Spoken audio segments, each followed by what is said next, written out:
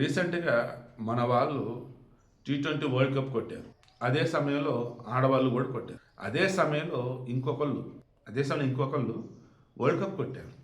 అందులో మహిళల ప్రపంచ కప్. గణేష్ గోల్డ్ తాకట్టులో ఉన్న బంగారాన్ని విడిపించి కొనబడును. సంప్రదించండి 9966611144. అది కూడా వన్డే గెలిచింది మన అమ్మాయిలు కదా. అందులో దీపిక సత్సాయి జిల్లా దగ్గర ఏదో తంబల్హట్టి తండ ఏదో ప్రాంతం. ఆమెకు సరిగ్గా ఇల్లు లేదు, ఆ ఊరికి రోడ్డు లేదు, ఆమె కెప్టెన్. తర్వాత కరుణ్ కుమారి అని చెప్పేసి మన అల్లూరు సీతారామరాజు జిల్లా దగ్గర ఒక చిన్న పల్లెటూరు, ఐ థింక్ గిరిజనులు అనుకుంటే వాళ్ళు. వీళ్ళకు కూడా ఇల్లు లేదు, సరిగా ఫుడ్ కానీ ఉండని సౌకర్యం కూడా ఏమీ లేదు. ఇది తెలిసిన మరుక్షణం అండి తన జేబులో నుంచి డబ్బులు తీసి వారికి అప్పటికప్పుడు ఇచ్చాడండి. ఎవరు? పవన్ కళ్యాణ్ని ఒక పొలిటీషియన్ గానో ఒక సినీ హీరోగానో కాదు, ఒక అద్భుతమైనటువంటి మానవత్వం ఉన్నటువంటి పవర్ఫుల్ మ్యాన్ అని నేను అంట. మీరు కాదనగలరా? పవన్ కళ్యాణ్ చిన్నప్పటి నుంచి పక్కన పెడదాం. తాను డబ్బు సంపాదన మొదలెట్టిన తర్వాత తాను చేసిన సేవ, తాను చేసిన దానం ఒకసారి తేయండి. రేణుదేశాయ్ సైతం పవన్ కళ్యాణ్ విషయంలో 2-3 సార్లు ఏదైనా మాట్లాడినా కానీ ఆయన పొలిటికల్గా అన్నప్పుడు అతను మించినటువంటి గొప్ప సేవ చేసే వాళ్ళు ఎవరు ఉండరు, అటువంటి వాళ్ళని ఎంకరేజ్ చేయండి మీరు అని చెప్తూ తను ఒక మాట చెప్పాను. పిల్లల కోసం ఫిక్స్డ్ డిపాజిట్ చేశాడు కొంత అమౌంట్. ఆ అమౌంట్ కూడా విత్డ్రా చేసి జనసేన సైనికుల కోసం, జనసేన పార్టీ కోసం, ఏపీలో కష్టాల్లో ఉన్నటువంటి ప్రజల కోసం, తెలంగాణలో కూడా సీఎం రిలీఫ్ ఫండ్ కోసం, ఏపీలో సీఎం రిలీఫ్ ఫండ్ కోసం, పీఎం రిలీఫ్ ఫండ్ కోసం ఇలా ఇస్తూనే పోతున్నాడు. ఆ మనిషి లాంటి అధికారంలో ఉంటే, ఆ మనిషి లాంటి ఒక పదవి అనేది ఉంటే అద్భుతం చేస్తాడయ్యా, గెలిపించండి అయ్యా అని రేణుదేశాయ్ చెప్పింది. ఆ రోజు రోజాకి వైసీపీ వాళ్ళకి సౌండ్ లేదు అసలు. ఏంటి ఆ మాట మాట్లాడుతుంది, ఆమె మార్చారు అదనిదే. ఎవరు మార్చాలి? పవన్ కళ్యాణ్కి సంబంధించి సినీ ఇండస్ట్రీలో ఉన్నటువంటి వాళ్ళు నిన్న మొన్న మాట్లాడు జేసుది ఏం చెప్పింది? పవన్ కళ్యాణ్ డే 1 ఎలాగైతే చూసిన ఇప్పటికీ అలాగే ఉన్నాడు. డే 1 ఎలాగైతే వినమ్రత ఉన్నాడు అదే వినమ్రత ఇప్పుడుకున్నాడు. అతని యాటిట్యూడ్, క్యారెక్టర్ అప్పటికి ఇప్పటికి బంగారం అని చెప్పిందా లేదా? ఈరోజు మీరు అబ్జర్వ్ చేయండి. జగన్మోహన్ రెడ్డి సంచలనం మనం చెప్పాను కదా, జేబులోంచి ఏ రోజన్నా తీసి ₹1 ఎవరికైనా దానం చేశాడు. అధికారంలో లేనప్పుడు అసలు కనీసం జనాల దగ్గరికి వస్తున్నాడు. చనిపోతే శవరాశం చేయడం తప్ప దేనికన్నా వస్తున్నాడు. సరే, పాయింట్గా వద్దాం. చంద్రబాబు గారు కానీ, లోకేష్ కానీ ఇలా చెప్పుకుంటూ వెళ్ళినట్టయితే ఎన్టీఆర్ ట్రస్ట్ తరఫున చాలా సేవలు చేస్తారు వాళ్ళు, నో డౌట్. అందులో బంగారం వాళ్ళు కూడా. బట్ వాళ్ళకు ట్రస్ట్ ఉంది, ట్రస్ట్కి ఫండ్స్ వస్తాయి, డొనేషన్లు ఇస్తూ ఉంటారు, చదివిస్తారు, అండ్ వీళ్ళ హెరిటేజ్ ఫుడ్స్కి కొంత డబ్బులు కేటాయిస్తారు. బట్ ఇక్కడ పవన్ కళ్యాణ్ ఏంటండి? ఒక మనిషి అంతే.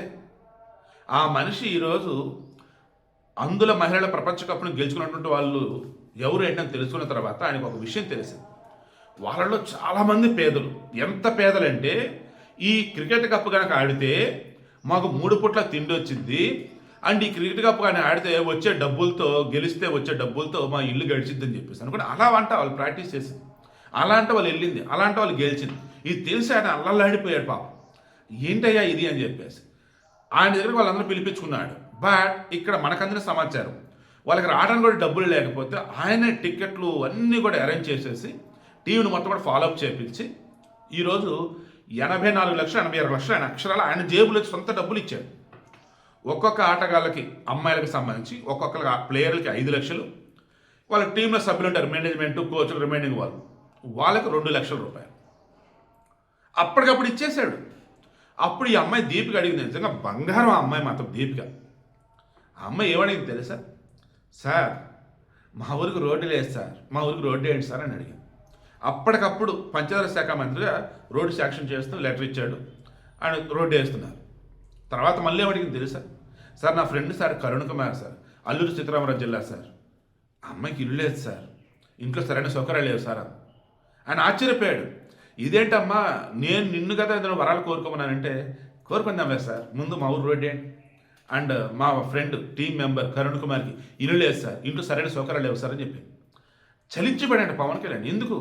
తన కోసం కోరికలు కోరకుండా ఒక కెప్టెన్గా తన గొప్ప మనసును చాటింది, మానవతను చాటింది దీపిక. బంగారు తల్లి అమ్మ, గొప్పగుండి తల్లి. ఇక అప్పటికప్పుడు శుక్రవారం కలిశారు.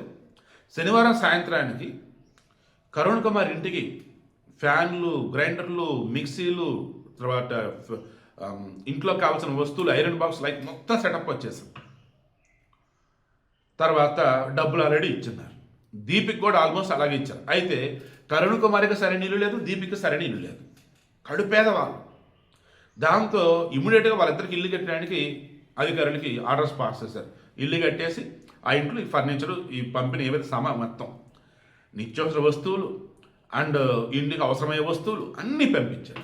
ఎవరండి ఈ రోజున అలా ఉండేది? మొత్తం తన జేబు డబ్బులండి. మొత్తం ఫాలో అప్ చేసుకుని కూడా పవన్ కళ్యాణ్ అండ్ వాళ్ళ టీం అండి. 1 డేలో మొత్తం.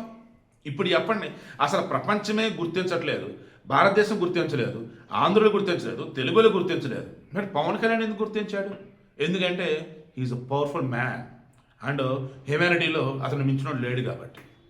ఇప్పుడు చెప్పండి, పవన్ కళ్యాణ్ ఇంకా ఒక్కబెట్టోడు ఎవరైనా ఉన్నాడా?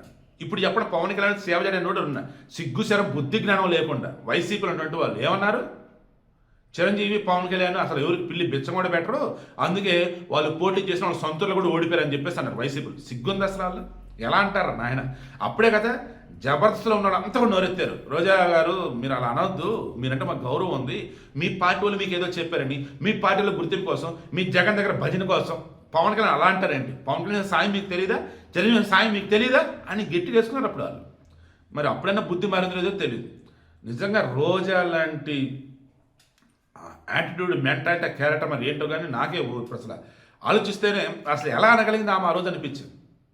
సరే, స్క్రిప్ట్ డిమాండ్ చేసింది కాబట్టి సినిమాలో నటించినట్టు, స్క్రిప్ట్ ఇచ్చారు కాబట్టి తప్పదు కాబట్టి చెప్పినట్టున్నారు. సో వీడియోని క్లోజ్ చేస్తున్నాను. మరలా చెప్తున్నా, పవన్ కళ్యాణ్ లాంటి మహోన్నతమైనటువంటి వ్యక్తిత్వం నిజంగా అరుదు, ఎవరికి ఉండదు. ఈ రోజున ఇటువంటి పొలిటీషియన్ నేను చూడలేదు. ఈ రోజున ఇటువంటి సినిమా హీరోని ఎవరో చూసుండరు. ఓవరాల్గా ఇటువంటి వ్యక్తి ఏపీకి డిప్యూటీ సీఎం అవ్వటం నిజంగా ఆంధ్రుల యొక్క అదృష్టం. ఇదే విషయం నేను చాలాసార్లు చెప్పా, మరలా చెప్తున్నా. పవన్ కళ్యాణ్ ఖచ్చితంగా ఏదో ఒక సీఎం అవుతాడు, నో డౌట్. అయితే ఆయన జనసేనలో ఉన్నటువంటి వాళ్ళంతా కూడా ఈయనలాగా ఉండాలా అన్నప్పుడు కనీసం అడుగుజాడల్లో నడవాలి. నిన్ననే కాకినాడ చెందినట్టు ఒకళ్ళు లేడీ జనసంస్థ బాగా పనిచేస్తారు, నాకు ఫోన్ చేసి మరి ఆమె కష్టం చెప్పింది. ఆమె కష్టం అంటే జనసేన నాయకులు ఎవరైతే ఉన్నారో, గెలిచినటువంటి ఆ కాకినాడ ఎంపీ కానీ ఎమ్మెల్యేలు రిమైన్ చుట్టుపక్కల ఎవరైతే ఉన్నారో వాళ్ళ పనులు వాళ్ళు, వాళ్ళ వ్యాపారాలు వాళ్ళు అంట. గ్రౌండ్ లెవెల్లో కన్వర్టెడ్ క్రిస్టియన్స్, ఎస్సీలు ముసుగులు నానా హడావుడి చేస్తున్నారు. పట్టించుకున్నాడు ఎవడాడు. కంప్లైంట్ ఇవ్వడానికి వెళ్తే ఏం చేయలేమమ్మా అద్దనిదని అంటున్నారంట. ఇంకొంతమంది వచ్చేసి జనసేన పేరు చెప్పి సామాన్యుల్ని ఆడుకోవడం చేస్తున్నారట. ఇలా చాలా చోట్ల జనసేనకు సంబంధించి గ్రౌండ్ లెవెల్లో కంప్లైంట్లు ఉన్నాయి. సరైనటువంటి నాయకులు లేరు జనసేనలో అన్నది నిజం. బట్ నాగబాబు జనసేనకు సంబంధించి వాడవాడకి చేరుస్తాం, స్ట్రెంగ్త్ అవుతుంది అని అంటున్నారు కాబట్టి సంతోషమే. కానీ సమస్యలు లేకుండా చూసుకోవాలి. జనసేన పేరు చెప్పిన ప్రతి ఒక్కళ్ళు కూడా అరే మనదరన్న ఫీలింగ్ రావాలి. అలా ఎప్పుడు వచ్చింది?